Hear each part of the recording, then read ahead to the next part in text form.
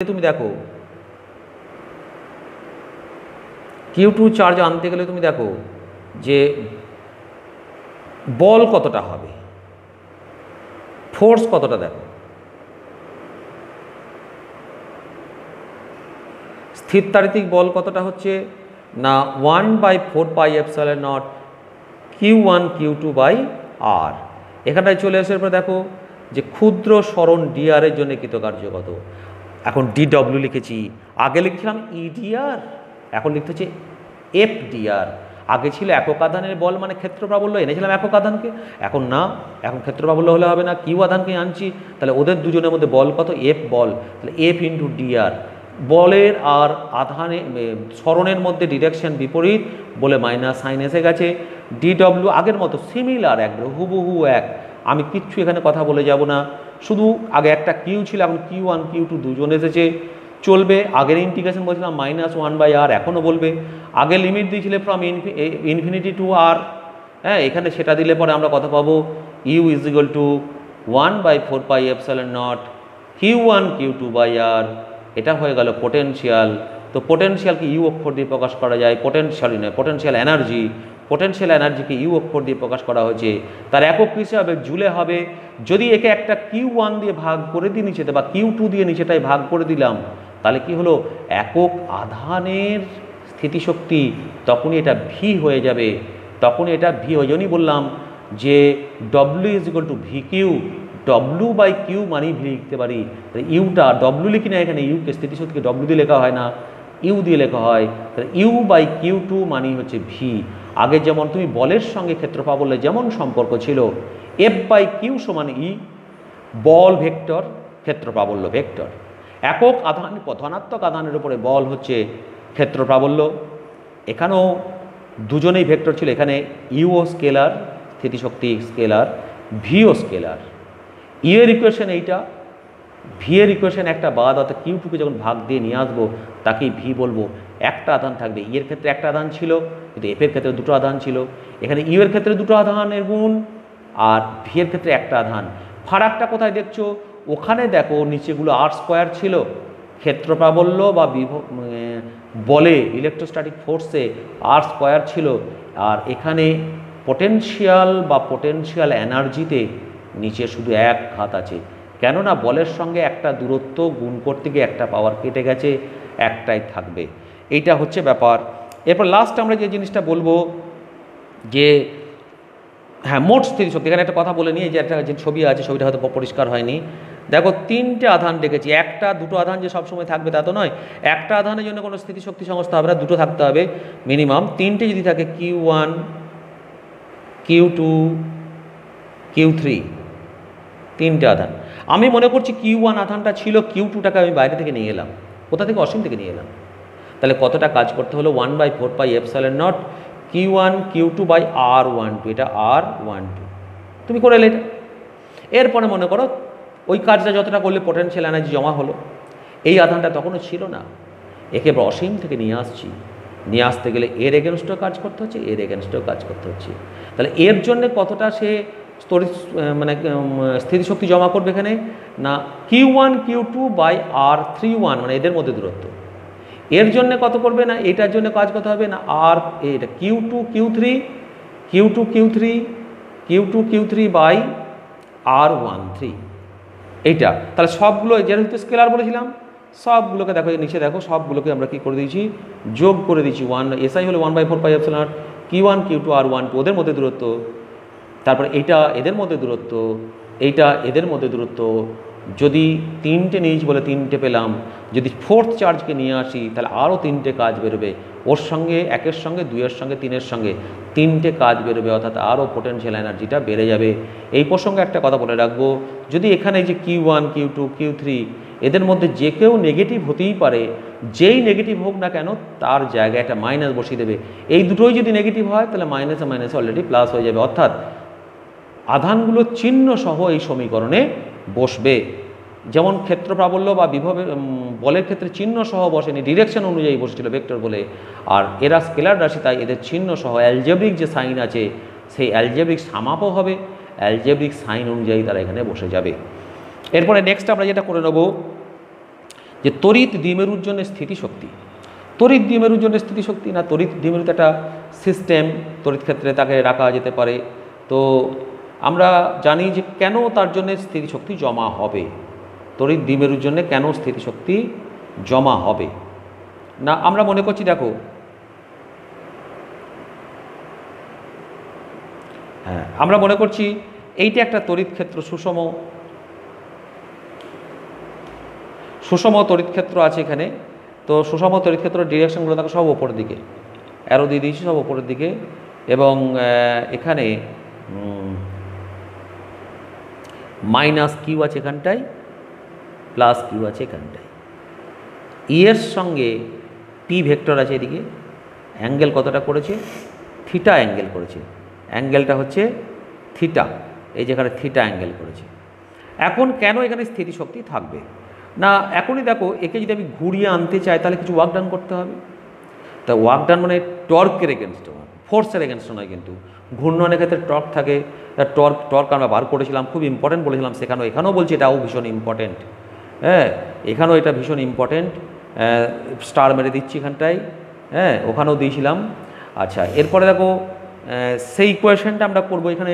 টাও সমান বলো তো, মনে আছে কিনা জানি না, টাও এর ইকুয়েশন কী ছিল, টাও এর ইকুয়েশন ছিল দেখো টি, টাও সমান ছিল, আবার লিখে নিচ্ছি, tau is equal to p sine theta, p e sine theta, মানে পি ক্রস ই ছিল, পিই সাইন থিটা। তাহলে টাওয়ের জায়গায় বসিয়ে নিলাম। যখন ঘূর্ণনের হয় তখন সরণ কি, অ্যাঙ্গুলার ডিসপ্লেসমেন্ট, কৌণিক সরণ কী অক্ষর দিয়ে লিখতে হয়, ডি থিটা দিয়ে লিখতে হয়। তাহলে ডি ডব্লিউ সমান কী হলো, minus p sine theta d theta, টাওয়ের মান p sine theta d theta.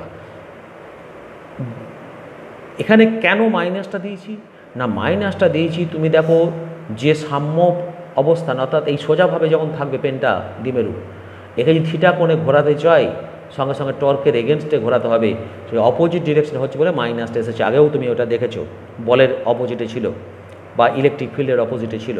তার ডি ডব্লিউ সমান minus p sine theta d theta. D U স্থিতিশক্তির পরিবর্তন, দেখো আবার একটা মাইনাস নেওয়া হয়েছে। এই বিষয়ে একটা বলে রাখি যে ওয়ার্ক ডানকে মাইনাস করলে স্থিতিশক্তি পাওয়া যায়। যেমন ধরো একটা এম ভরের বস্তুকে, তার উপরে ওজন কত এম জি, কোন দিকে নিচের দিকে, এইচ উচ্চাতে তুললে, কোন দিকে তুললে ওপর দিকে তুললে, তাহলে বল আর ডিসপ্লেসমেন্ট অপোজিট হয়ে গেল, তাহলে minus m g h, work done কত হলো মাইনাস এম জি এইচ, কিন্তু স্থিতিশক্তি কত হবে বৃদ্ধি, প্লাস এম জি এইচ।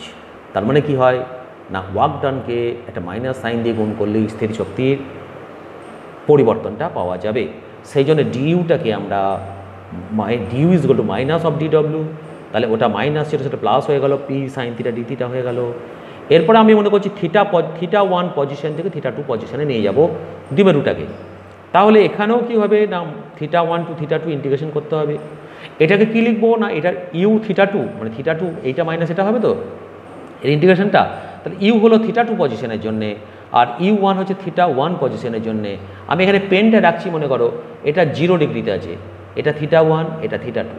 তাহলে থিটা 2তে ইউ 2, থিটা 1-এ ইউ থিটা 1, ইউ থিটা 2। তাহলে U theta 2 minus U theta 1 কত কাজ করতে হয়েছে, পি সাইনের integration minus cos theta, theta 1 to theta 2। তাহলে কী হলো, ইন্টিগ্রেশন করলে এটা theta minus of cos theta 2 minus cos theta, মাইনাসটা গুণ করে দিলে cos theta 1 minus cos theta 2। এই যে জিনিসটা পেলাম, একটা ব্যাপার এখানে দেখো, এটা হচ্ছে স্থিতিশক্তির পরিবর্তন, অর্থাৎ থিটা 1 পজিশন থেকে থিটা 2 পজিশনে গেলে এই পরিমাণ স্থিতিশক্তির পরিবর্তন হয়। এখন দেখো থিটা 1টা কত বলছি না 90 ডিগ্রি, অর্থাৎ এইটা আমি দ্বিমেরুটা পেনটা ফেলা আছে, ওপর দিকে ইলেকট্রিক ফিল্ড, এই ঘুরিয়ে দিলাম, এটা কত ডিগ্রি অবস্থান, 90 ডিগ্রি। এই ঘুরিয়ে দিলাম, এটা কত ডিগ্রি অবস্থান, 180 ডিগ্রি। তাহলে এই 90 ডিগ্রি অবস্থান এর একটা, যেমন ধরো তুমি যখন অভিকর্ষীয় স্থিতিশক্তি বার করো, বলছি এইচ উচ্চতায় স্থিতিশক্তি কত এমজিএইচ, তোমাকে রেফারেন্স লেভেল দিতে হয়। এইচ লেভেলটা আমি দোতলায় বসে আছি, সেই দোতলার মেঝে থেকে উচ্চতাটা নাকি নিচের তলার মেঝে থেকে উচ্চতাটা, অর্থাৎ রেফারেন্স লেভেল কোনটা ধরবে সেখানটা জিরো পোটেনশিয়াল ধরা হয়, নিয়ে হিসাব করা হয়। এখানেও আছে, এই যে পেনটা আমি যেভাবে রাখা আছে এখনও আমার ওপর দিকে ইলেকট্রিক ফিল্ড, আর এটা হরাইজেন্টালি মানে ওয়াই অক্ষ বরাবর ইলেকট্রিক ফিল্ড আর এক্স অক্ষ বরাবর পেনটা আছে, অর্থাৎ দ্বিমেরুটা আছে 90 ডিগ্রি কোণ করে। বলছে এই অবস্থানটাই আমাদের ধরার ট্র্যাডিশন হচ্ছে, এখানে স্থিতিশক্তিটা 0 ধরা হয়, একবারে এটাকেই তার গ্রাউন্ড লেভেল মনে করা হয়। তাহলে সেখানে স্থিতিশক্তি কত ধরবো আমরা, θ1 90 ডিগ্রি, তাহলে U θ1 কত 0, এটা ধরা, এটা একটা কনভেনশন, রীতি, আমাদের এটাই ধরতে হয়। তাহলে θ2টা কত ধরে নেব, থিটা যে কোনো মান থিটা 90 রেসপেক্টে যাওয়া হবে ওকে। তাহলে U θ2কে আমরা কি বলবো এখন, U θ বলবো। তাহলে এই যে আগের সমীকরণে U θ2 ছিল, এখানটায় কি লিখবো U θ, এখানটায় কি লিখবো 0, এই θ1 এর জায়গায় কত লিখবো 90, cos θ জায়গায় কত লিখবো থিটা লিখবো, θ2 এর জায়গায়। ইকুয়েশনটা কি দাঁড়াবে, U θ is equal to minus p cos θ। cos θ ভেক্টরের সঙ্গে তাহলে কি হয়, ডট গুণ হয়, তাহলে মাইনাস পি ডট ই। তাহলে 0 হলে কত হচ্ছে, থিটা যদি 0 হয়, cos 0 মান কত 1 মাইনাস মড, এ তো স্কেলার রাশি, ডট গুণ হয়েছে, তাহলে কত মাইনাস পি 180 cos θ মান 1, 180 হলে কত প্লাস ই। অর্থাৎ এই যে দ্বিমেরুটা রয়েছে, মনে করো পেনটা আমার দ্বিমেরু, পেনটা আমার দ্বিমেরু, পেনটা আমার দ্বিমেরু এরকম ছিল 0 ডিগ্রি 90 ডিগ্রি, এখানে কত পেলে 0 স্থিতিশক্তি, এখানে কত পেলে মাইনাস পি স্থিতিশক্তি, এখানে 0, এখানে কত হয়ে গেল প্লাস পি। তাহলে যদি বলা হয় এইখান থেকে এখানে ফিরিয়ে আনতে কত কাজ করতে হয়েছে, না ছিল মাইনাস পি, ঘাটতি ছিল। অর্থাৎ তুমি দোতলার মেঝেতে আছো, তিনতলার যে ছাদটা সেটা একতলা উপরে আর নিচের গ্রাউন্ডটা হচ্ছে একতলার নিচে। তুমি ধরেছো কি না, দোতলার যে মেঝেটা বসে আছো সেইটাকে তুমি 0 ধরেছিলে পোটেনশিয়াল, নিয়ে ওপরে উঠলে কি পাচ্ছ প্লাস mgh, নিচে নামলে কি পাচ্ছ মাইনাস mgh। এখানেও 90 ডিগ্রিটা হচ্ছে 0, 0তে গেলে মাইনাস পি, নিচে তলা চলে গেছো তুমি, এখান থেকে এখানে আসছো, ওপর দিকে উঠে গেছো, ওপর তলাতে কত প্লাস পি।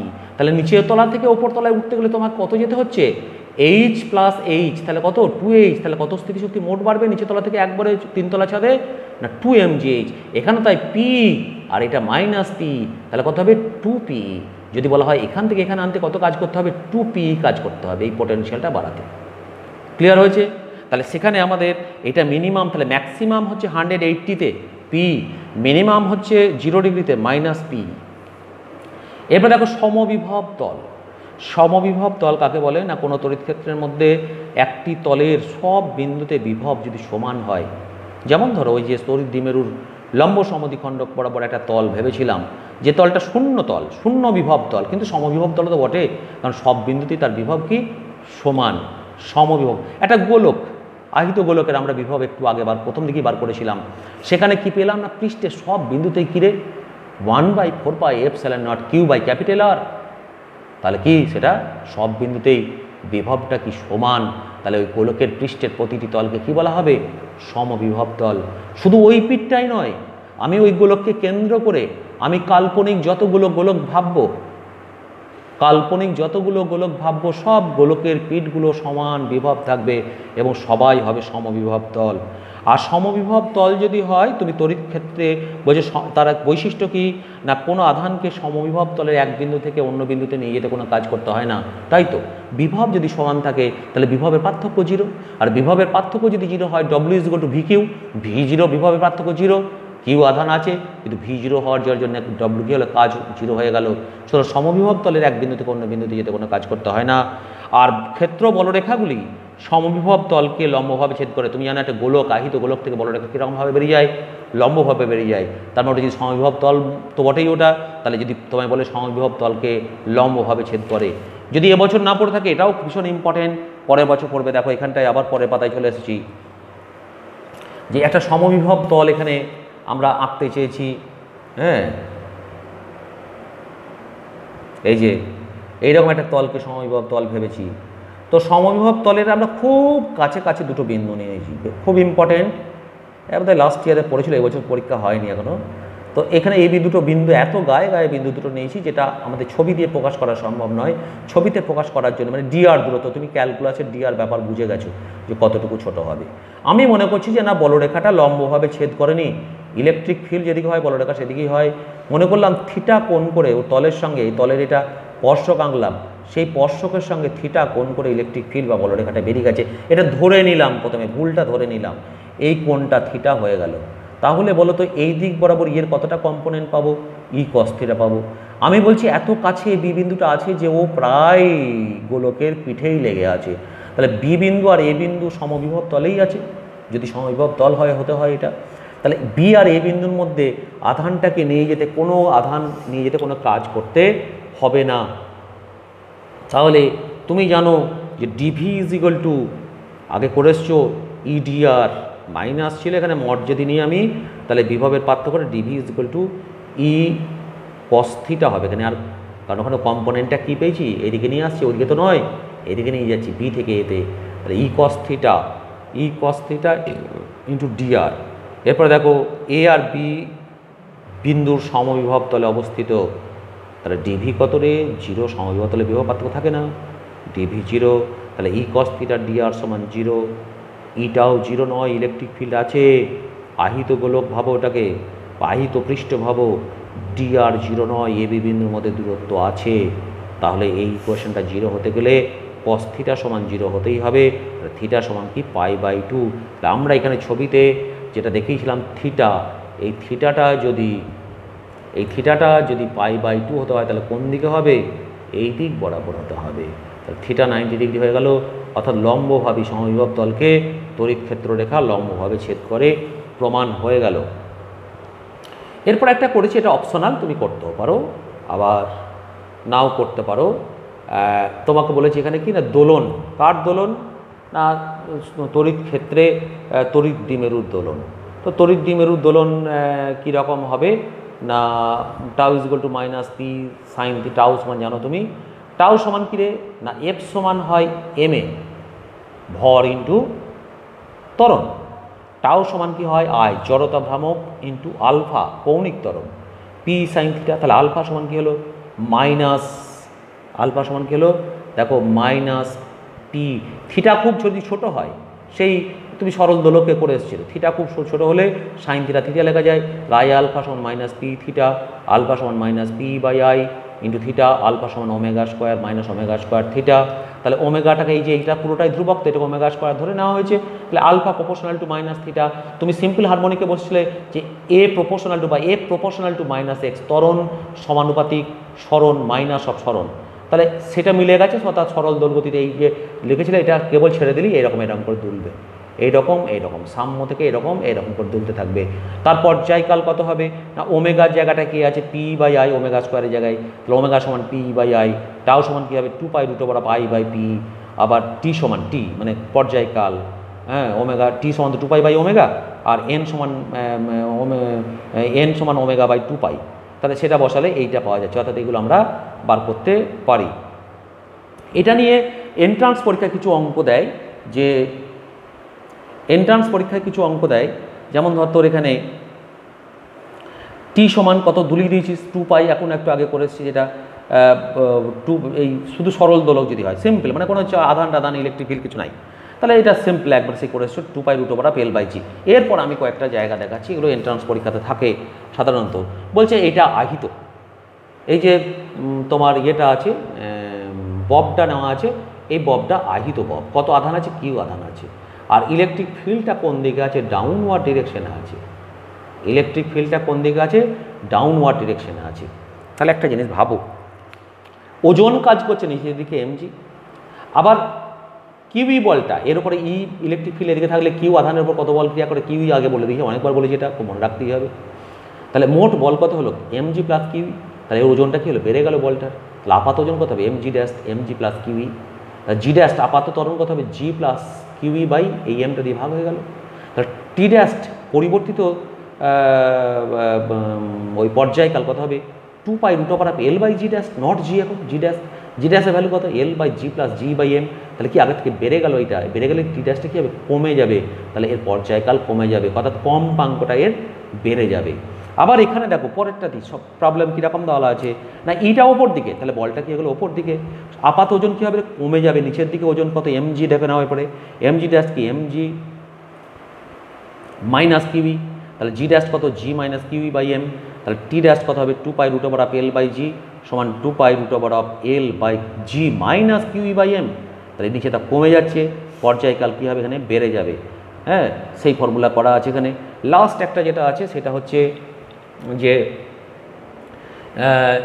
mg আছে এদিক দিয়ে, ইটা এই দিকে দেওয়া হয়েছে, ওপর দিকেও নয় নিচের দিকেও নয়, হরাইজন্টালি এই দিকে দেওয়া হয়েছে। তাহলে এর লব্ধ ওজন কত হবে না, এই যে এফ ড্যাশ অফ লব্ধ বল √/, 90 ডিগ্রি কোণে আছে, m²g² + q²e², জি ড্যাশ কত m²g² + q²e²/m সমান কী হয়েছে √g² + QE/m এর হোল স্কোয়ার।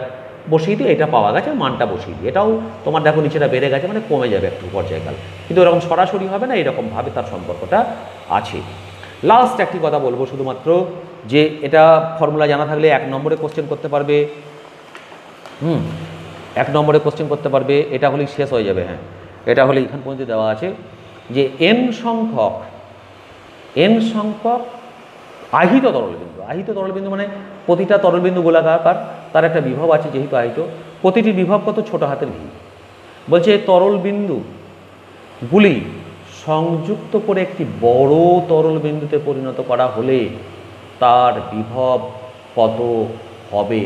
তুমি দেখবে সারফেস টেনশনে আমরা এইরকম সেই গোলকের আকারের পরিবর্তন বা ভিসকোসিটিতে সেই তোমার সীমান্ত বেগ, ওখানেও সেই জয়েন হয়ে গিয়ে অনেকগুলো তরলবিন্দু জয়েন হয়ে একটা হয়েছিল, সেই রকম নিয়মই এখানে খাটবে। সিজিএসে যদি বলি আর ব্যাসার্ধের ছোট জলবিন্দু, প্রতিটা কিউ আধান আছে, প্রত্যেকটার বিভব কত হবে Q/R, 1/4πε0 বলছি না, এসআই বলছি না, সিজিএসই বলছি।